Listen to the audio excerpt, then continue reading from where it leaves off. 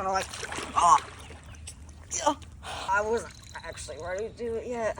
Okay.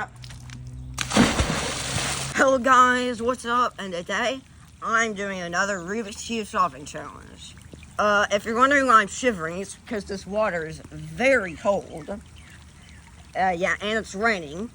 So I'm going to try to solve this 2x2 underwater.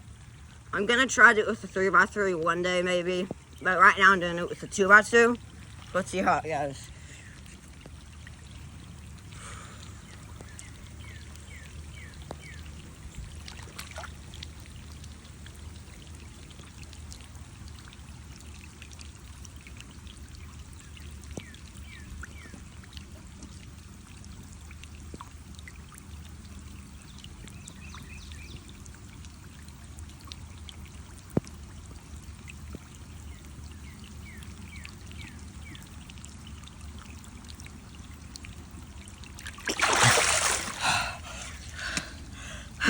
Just like that, I solved it.